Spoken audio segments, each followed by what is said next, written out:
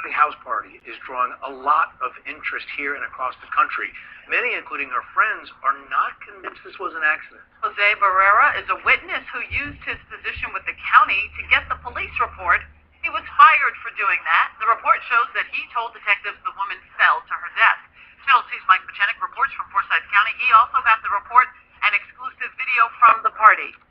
Happy birthday to you. A source gave us this video of an adult slumber party last November in Forsyth County. One of the attendees was mother of 5, Tamla HorsFord. Another video shows her talking to what appears to be a very drunk partygoer. The next morning, Have y'all checked to see if she's breathing? a 911 call about a disturbing discovery. She's not moving one bit. She's not breathing. The man making that call was the homeowner's boyfriend, Jose Barrera, seen in this video at the party. We first told you last week about how Forsyth County fired Barrera after they say he misused his position as a probation officer to access incident reports about HorsFord's death during an active investigation. Here's what he told dispatchers. I'm noticing a small red cut on her right wrist. She's not breathing whatsoever. I don't know if this cut truly was self-inflicted. Even though a death certificate someone provided to us claims her death was accidental and after a fall from a balcony that caused multiple blunt force trauma, do you believe somebody murdered her? I do believe that her life was taken from her, yes. Best friend Michelle Graves says a family hired medical examiner found extensive injuries all over her body. But it's impossible to get the injuries that she had from one fall. According to a copy of the incident report we got a hold of, witnesses told detectives all of the females in the house were drinking heavily.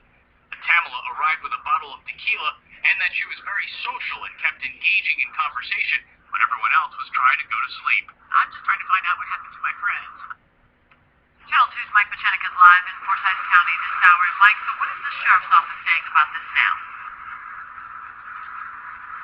A spokesman here at this office told me that they just got a copy of the final toxicology and autopsy reports, and they plan to update us on their investigation soon. Meantime, we got an email from an attorney representing the homeowner who says everybody at this party has been cooperative with detectives, and they say in the statement, quote, each of the partygoers and their families have received death threats on various social media postings. They say the threats need to stop. This is a tragic accident. That's exactly what it is, an accident, they say. It is unfortunate, sad, and unbelievably heartbreaking to her family and her friends. Jovita? All right, we'll be waiting for more information, Mike. Thank you. Okay, so now I would like to talk a little about Miss HorsFord's death and go into a little detail about the information that I was able to pull up relating to this case. Okay, so Miss Tamla HorsFord arrived at the slumber party around 10 p.m. November 3rd, 2018. Attendees drank, watched football, and played Cards Against Humanity.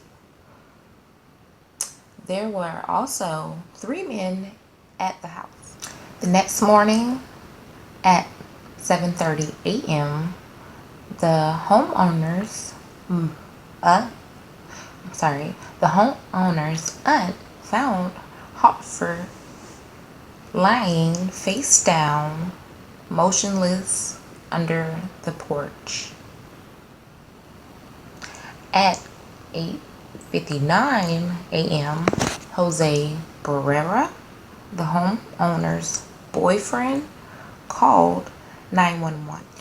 In the 911 call, Barrera described HorsFord as lying face down and not breathing. He brought attention to a small cut on her wrist, suggesting that it may be self-inflicted. A woman's voice can be heard on the call speculating that HorsFord might have fallen from the balcony. The police arrived at 9:07 a.m. In the initial investigation, the autopsy ordered by the Forsyth Sheriff's Office discovered multiple blunt force injuries, as said before, and a high blood alcohol level. Officials speculated that because of her high blood content and the fall from 14 feet, that would be the reason for the multiple injuries from the fall on the ground. However, HorsFord family were not convinced and called for a second independent autopsy as stated, which was then carried out by the Georgia Bureau of Investigation. According to the Bureau of Investigation, they discovered cuts on her face, wrists, hands, and lower legs, as well as lacerations to the right ventricle of her heart.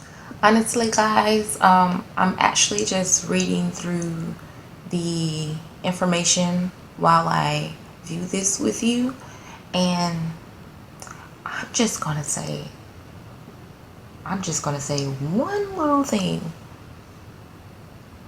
If they found lacerations to her heart, I'm just saying she might have got stabbed. That could have been a reason why she fell.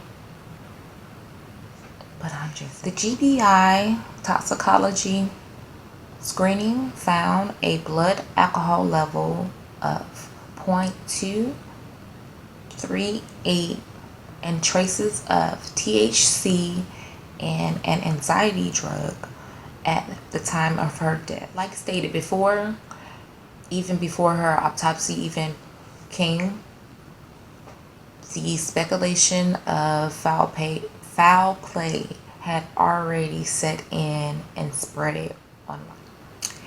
It said in part, witnesses' statements are in conflict.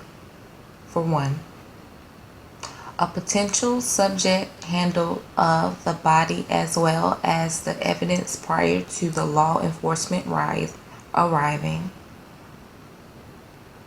Evidence was disposed and no inquiry followed, and the scene was not preserved. This particular letter was published by the Atlanta journalist a few days later.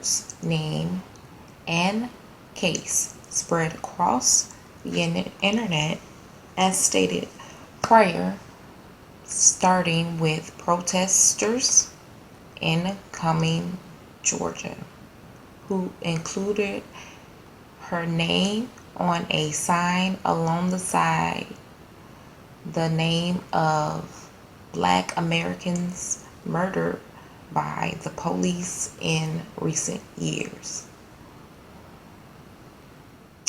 On June 12, 2020, Forsyth County Sheriff's Ron Freeman sent a letter requesting that the case be reopened and investigated by the GBI.